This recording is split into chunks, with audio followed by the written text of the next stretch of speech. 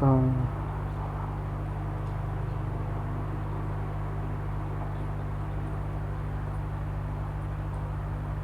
warahmatullahi wabarakatuh. Perkenalkan saya Zaka Fatlola, nomor 2018. Jadi saya di sini akan menjelaskan tentang aplikasi turunan, yang mana tujuannya itu untuk mengetahui laju perubahan, fungsi naik turun, fungsi konstanta, kecekungan, ekstrem relatif, asimtot, grafik fungsi polinomial, grafik fungsi rasional, garis singgung, tegak dan cross atau patahan, ekstrem absurd, dan aplikasi masalah maksimum dan minimum. Nah, tujuan dari pembelajaran ini mampu menghitung laju perubahan dengan menetapkan konsep turunan, mampu menentukan selang naik atau turun dan kecekungan suatu fungsi, mampu menentukan ekstrem relatif suatu menggunakan uji turunan pertama dan kedua. Nah, di sini aplikasi turunan pada kasus laju perubahan, ya contohnya sebuah kapal tanker mengalami kebocoran dan tumpahan minyaknya menyebar di lautan dalam bentuk lingkaran yang jari-jarinya bertambah dengan laju konstan 2 meter per detik. Seberapa kecepatkah luas daerah pertumpahan bertambah ketika jari-jari pancaran 70 meter? Nah, langkah pertama itu gambar dan beri label besarnya yang berubah, contohnya kayak gambar tersebut. Terus kita identifikasi laju-lajunya, terus kita catat. Ini belum masuk materi.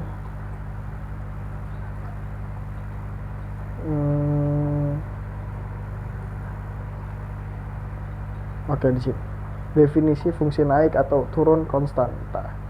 Nah, di sini misalkan f atau fungsi didefinisikan pada selang tertentu dan x1, x2 menyatakan titik pada selang tersebut.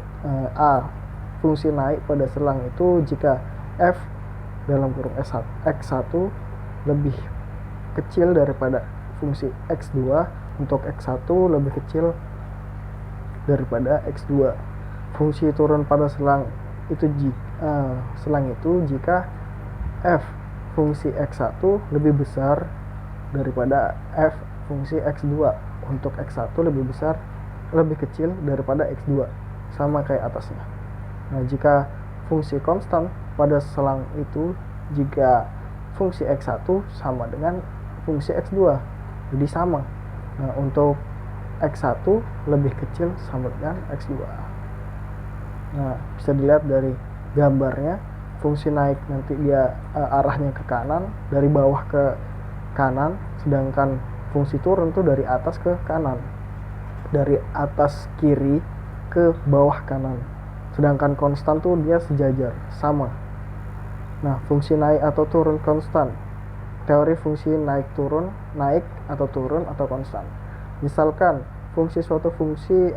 misalkan f suatu fungsi kontinu pada selang tertutup a, b, dan dapat diturunkan pada selang terbuka a, b. Yang pertama, jika f aksen x lebih besar daripada 0 untuk setiap nilai x dalam a, b, maka f naik pada selang tertutup a, b. Jika f aksen lebih kecil daripada 0 untuk setiap nilai x dalam a, b, maka f turun pada selang tertutup a, b. Jika yang ketiga f aksen sama dengan 0 untuk setiap nilai x dalam a, b, maka f konstan pada selang tertutup a, b. Fungsi naik turun konstan ini sama kayak tadi gambarnya. Lanjut, terus ke cekungan. Ya, definisi dari kecekungan itu sendiri, misalnya f dapat diturunkan pada suatu selang.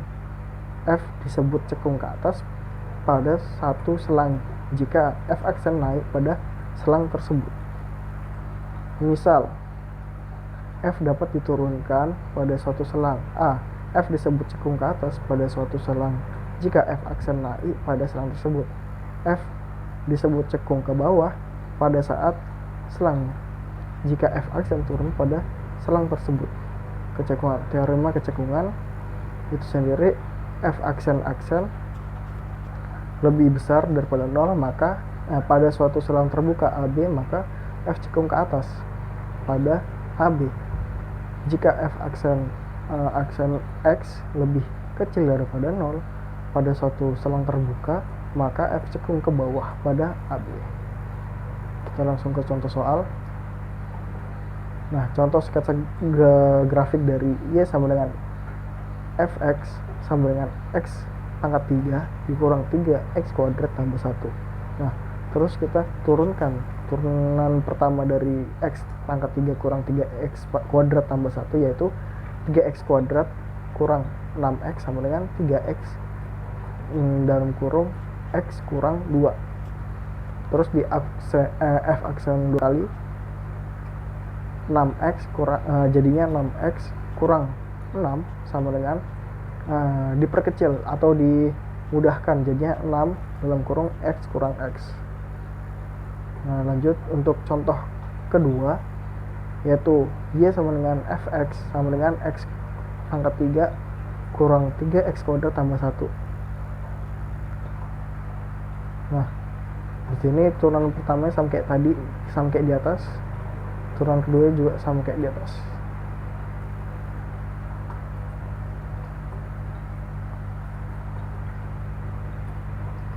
Oke, lanjut. Ekstrim relatif, uji turunan pertama dan kedua. Definisi maksimum relatif. Suatu fungsi dikatakan mempunyai maksimum relatif di XO jika f XO lebih besar sama dengan dari Fx untuk semua X dalam selang terbuka yang memuat X0. Ekstrim relatif uji turunan pertama dan kedua. Definisi maksimum relatif, suatu fungsi f dikatakan mempunyai maksimum relatif di X0 jika Fx0 lebih besar sama dengan Fx untuk semua X dalam selang terbuka yang membuat X0. Definisi minimumnya, di sini suatu fungsi f dikatakan mempunyai minimum relatif di X0 jika Fx0 lebih kecil daripada Fx untuk semua X dalam selang terbuka yang memuat X0.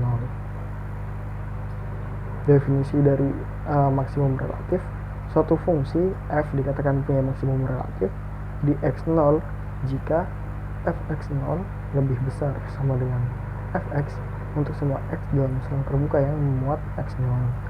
Ini sama kayak di atas, cuman bedanya ada definisi ekstrim relatif.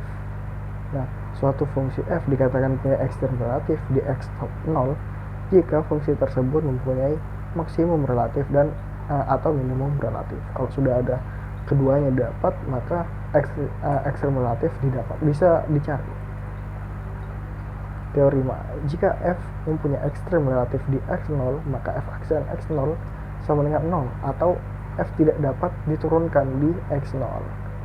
Definisi titik kritis atau fungsi f adalah nilai dalam domain di mana f aksen X sama dengan 0 atau di mana f tidak dapat diturunkan.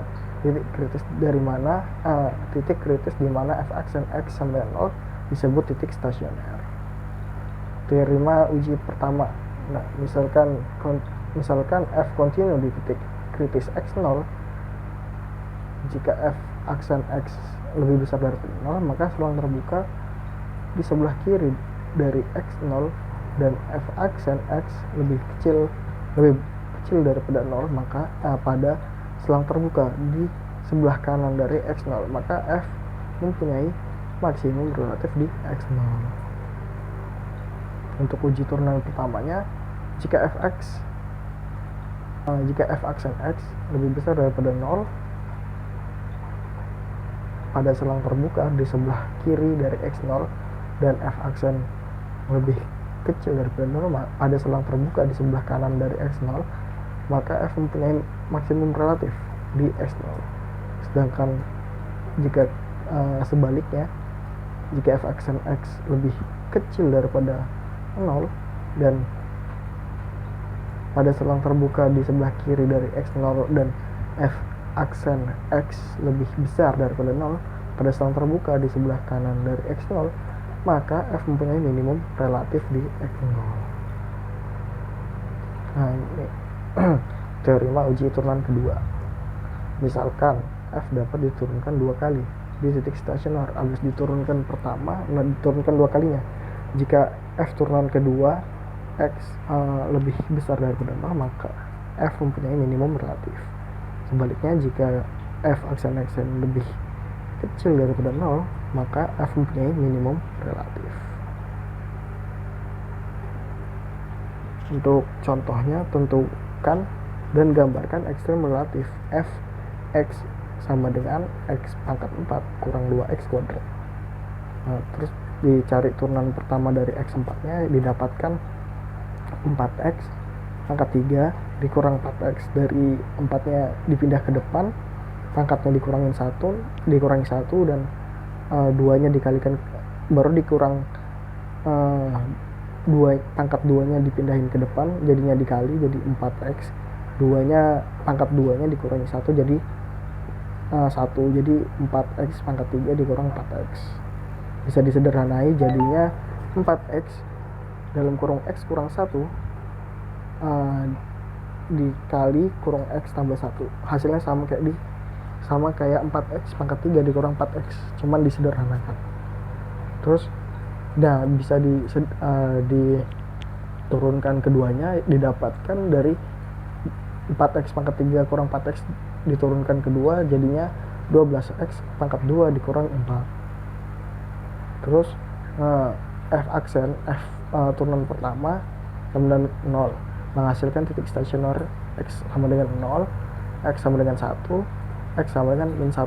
Dari yang paling atas tadi, yang turunan pertama, yang di sini, yang 4X, X kurang 1, X tambah 1. Nah, didapatkan titik stasionernya X nya 0, baru X sama dengan 1 sama X sama dengan min 1. Terus diuji ke turunan kedua, didapatkan segini, didapatkan min 4 lebih kecil daripada 0, 8 lebih besar daripada 0, 8 lebih besar dari 0. Maka terdapat maksimum relatif di X sama dengan 0, minimum relatif di X sama dengan 1, dan X sama dengan min 1. Jadi minimumnya ada 2 dan maksimumnya ada 1, ada di 0. Nah, untuk gambarnya seperti ini. Nah, sekarang kita beralih ke asimtot. Jadi asimtot itu sebuah batas berbentuk garis lurus yang didekati oleh kurva lengkung di titik jauh tak hingga. Asimtot merupakan sebuah batas berbentuk garis lurus yang didekati oleh kurva lengkung di titik jauh tak terhingga. Asimtot terbagi menjadi 3, yaitu asimtot tegak, datar, dan miring. Nah, bisa dilihat dari gambar tersebut. Nah, untuk asimtot tegaknya itu ada di sebelah kiri. Terus asimtot datar tuh garis antara X melintang X, dan untuk asimtot tegaknya itu garis lurus. Untuk asimtot miringnya itu garis miring ini, garis yang biru yang miring. Nah, untuk asimtot tegak terjadi pada bagian penyebut fungsi rasional dengan membuat penyebutnya sama dengan 0. Nah, penyebutnya dijadikan sama dengan 0 dulu, maka akan mendapatkan asimtot tegak, yaitu X sama dengan C, dengan C adalah konstanta, garis X sama dengan C adalah asimtot tegak dari grafik fungsi kontinu jika salah satu dari syarat berikut terpenuhi. Misalnya sudah didapatkan tadi diturunin, maka kita bisa buat asimtot tegaknya, yaitu dengan rumus limit X menuju C plus, atau nanti tak hingga, tapi ini nilai konstantanya karena dipakai yang pertama yang plus, berarti plus. Nah, didapatkan hasil tak hingga bang, positif tak hingga. Dan yang kedua, lim X menuju konstan, maka didapat hasil min tak hingga. Ada 2 jawaban, sama dengan limit X menuju min konstanta, akan mendapatkan hasil fungsi X sama dengan tak hingga, dan bisa juga mendapatkan hasil min tak hingga, di mana fungsi rasionalnya bisa dilihat dari rumus berikut, yang fx sama dengan px per qx. Nah, contoh soal, cari asimtot tegak dari fx. sama dengan X per X tambah 1 dan sketsa grafik asimptotnya. Nah, kita perhatikan penyebut X tambah 1-nya.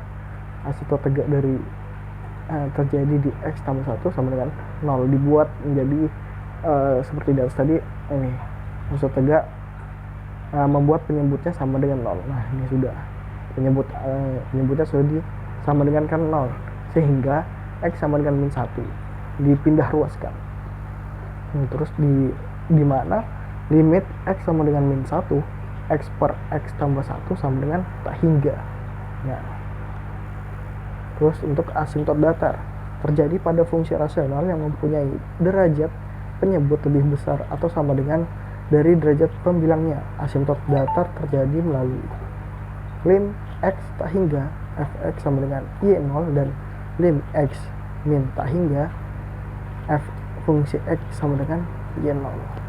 Apabila kedua limit tersebut ada dan bernilai sama, maka dapat dengan asimptot datar yaitu y sama dengan y0, dengan y0 adalah konstanta. Nah, di asimptot datar ini akan berlaku apabila y dengan y0 itu harus sama. Misalnya di lim X menuju tak hingga itu nilainya 1, dan untuk limit X menuju min 1-nya itu min tak hingga itu 1, maka kan sama, maka itu disebut asimptot datarnya, karena dia akan menjadi garis lurus. Nah, untuk contohnya lagi, cari asimptot datar dari F. Nah, ini lanjutan yang tadi. Untuk grafik asimptotnya itu didapatkan kayak gini.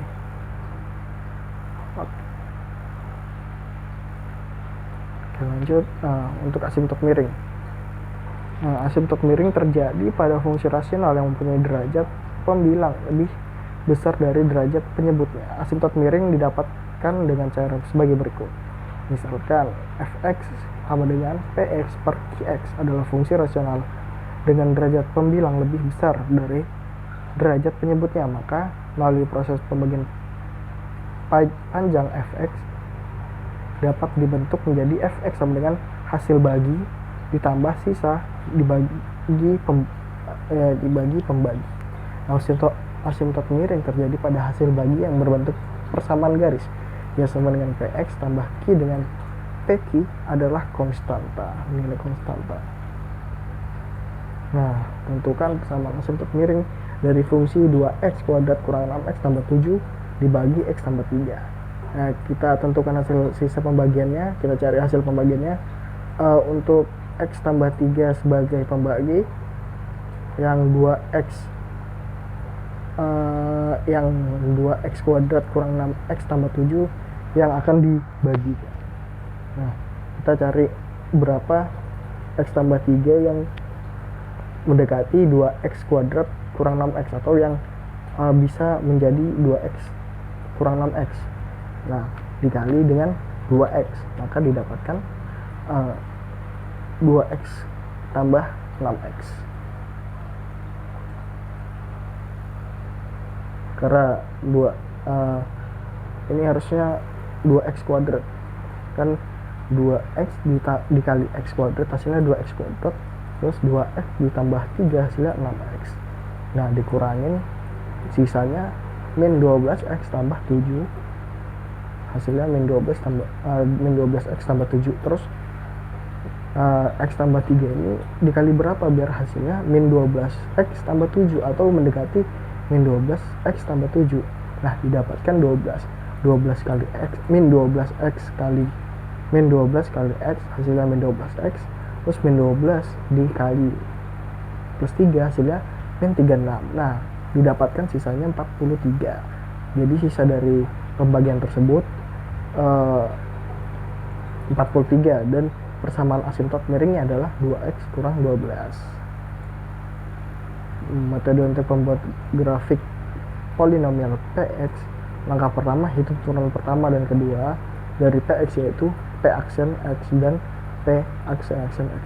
Nah, kalau mau mencari grafik polinomialnya, kita harus menurunkan fungsi tersebut 2 kali.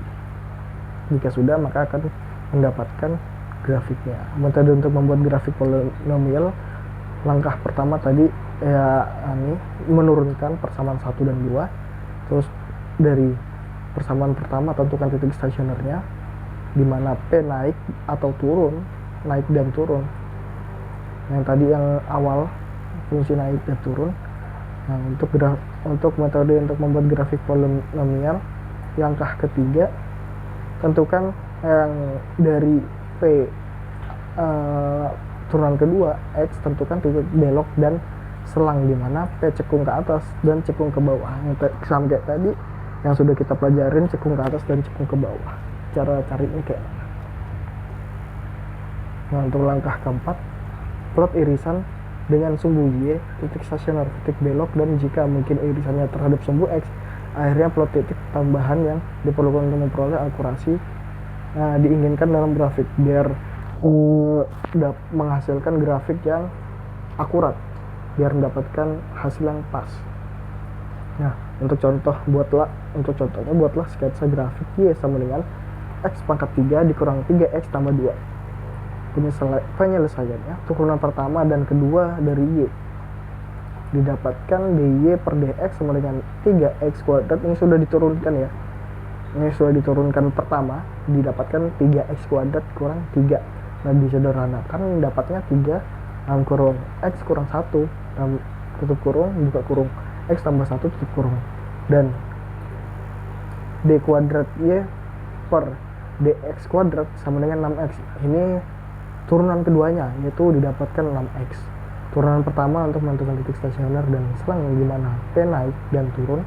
Turunan kedua untuk menentukan titik belok dan selang, di mana cekung ke atas dan cekung ke bawah. Nah, yang 3x kuadrat ini dipakai untuk mencari apakah fungsi tersebut naik atau turun, dan untuk 6x ini dicari untuk mengetahui apakah dia cekung ke atas atau cekung ke bawah. Nah, didapatkan hasil kayak gini. Untuk cekung ke atasnya dari 0 untuk min 1 ke kiri semuanya hasilnya positif, dan untuk min 1 ke 1 itu hasilnya negatif, dan untuk 1 ke kanan sampai seterusnya itu positif. Nah, contohnya kayak gini, didapatkan hasil kayak gini.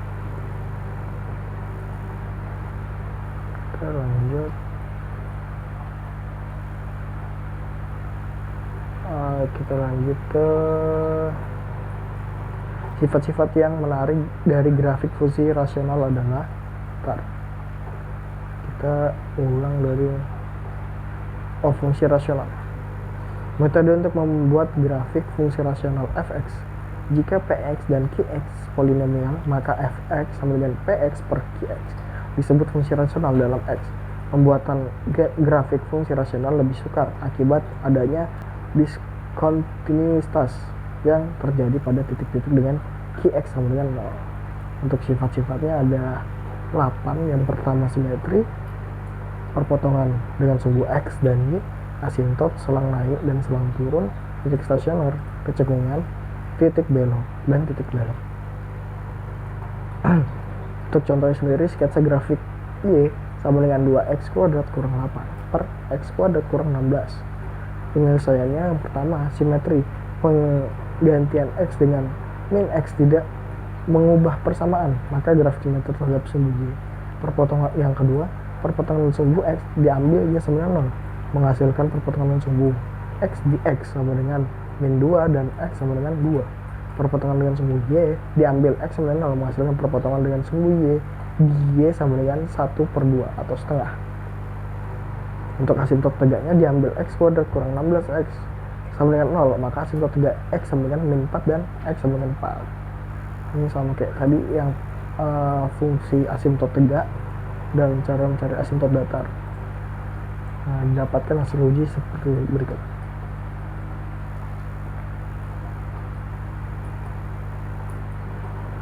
Nah, untuk grafiknya seperti gambar berikut. Dari min 4 ke kiri itu hasilnya positif, min 4 ke 0 itu hasilnya positif, 0 ke 4 itu hasilnya negatif, dan 4 sampai tak hingga positif tak hingga itu hasilnya negatif.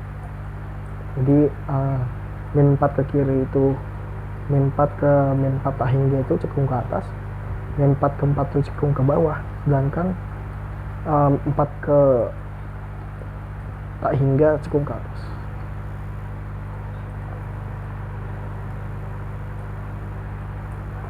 Oke, definisi dari singgung tegak grafik suatu fungsi f dikatakan mempunyai garis singgung tegak di x0 jika f kontinu di x0 dan f aksen x menuju ditambah tak hingga bila x sama menuju x0. Definisi cusp grafik fungsi f dikatakan mempunyai cusp atau perpotongan di x0 jika f kontinu dan f aksen x tambah tak hingga untuk x mendekati x0 dari satu sisi dan f aksen x menuju min tak hingga untuk x mendekati x0 sisi yang lain. Contohnya seperti berikut. Dia sama dengan tutup buka kurung x kurang 4 tutup kurung pangkat 2/3. Simetri tidak ada simetri terhadap sumbu koordinat atau titik asal. B. Perpotongan dengan sumbu x y sama dengan 0 menghasilkan perpotongan di x sama dengan 4. Perpotongan dengan sumbu y x sama dengan 0 menghasilkan perpotongan di y sama dengan akar 16 pangkat 3 3 akar 16. Asymptot tegak tidak ada karena y sama dengan buka kurung x kurang 4 kurung pangkat 2/3 fungsi kontinu. Asymptot datar tidak ada sebab lim x menuju positif tak hingga y sama dengan x kurang 4 pangkat 2/3 sama dengan positif tak hingga. Lim x min tak hingga y sama dengan x kurang 4 pangkat 2/3 sama dengan positif tak hingga. Patahan cap 1 patahan. Garis tegak ada garis tegak di x sama dengan 4 dikarenakan fx sama dengan x kurang 4 pangkat 2/3 tidak dikontinu di x sama dengan 4 dan untuk lim x 4 plus f aksen x lim x menuju 4 plus 2 dibagi 3 dikali x kurang 4 pangkat 1/3 sama dengan positif tak hingga limit x menuju 4 min negatif 4 f aksen x sama dengan lim x menuju 4 min 4 2 dibagi 3 dikali x kurang 4 di pangkat 1/3 sama dengan positif tak hingga. Untuk ekstrem absolutnya kayak gini. Nah, untuk ekstrem absolut jika x merupakan domain dari fungsi f maka fx0 disebut nilai maksimum absolut atau nilai maksimum dari fungsi f pada s jika fx0 lebih besar fx untuk setiap x dalam domain s. Fx disebut nilai minimum absolut atau nilai maksimum dari fungsi f pada s jika fx0 lebih kecil daripada fx untuk setiap x dalam domain s. Untuk fx0 disebut nilai ekstrem absolut atau nilai ekstrem dari fungsi f pada s jika fx0 adalah nilai maksimum atau nilai minimum. Fungsi yang akan dimaksimum atau minimumkan disebut fungsi objektif. Nah, untuk teori nilai ekstrem. Jika fungsi f kontinu pada ekstrem tertutup AB maka f mempunyai nilai maksimum dan nilai minimum pada interval tutup AB. Jika suatu fungsi punya nilai ekstrem maksimum minimum pada interval terbuka AB maka nilai ekstrem terjadi di titik kritis lain titik ujung interval. Untuk teori titik kritis jika f didefinisikan berada dalam interval yang mempunyai titik x0 jika x0 adalah nilai ekstrem maka x0 adalah suatu titik kritis yakni x0 adalah salah satu titik ujung dari I titik stasioner dari f di mana f aksen x0 sama dengan 0 titik singular dari f di mana f aksen x0 tidak ada. Untuk langkah mendapatkan nilai ekstrem yang pertama tentukan titik kritis f dalam selang tutup AB. Untuk kedua evaluasi f di setiap titik kritis dan titik ujung AB. Tiga nilai terbesar pada langkah kedua adalah nilai maksimum F pada song tutup AB dan nilai terkecil adalah nilai minimumnya. Untuk contohnya, tentukan nilai maksimum dan minimum dari fx sama dengan min 2x pangkat 3 tambah 3x kuadrat pada interval 1 min 1 per 2 kurang 2. Nah, kita mendapatkan titik ujung intervalnya yaitu min 1 per 2 dan 2. Titik stasionernya didapatkan fungsinya min seperti soal di atas, min 2x pangkat 3 tambah 3x kuadrat, yaitu turunan pertama didapatkan min 6x kuadrat tambah 6x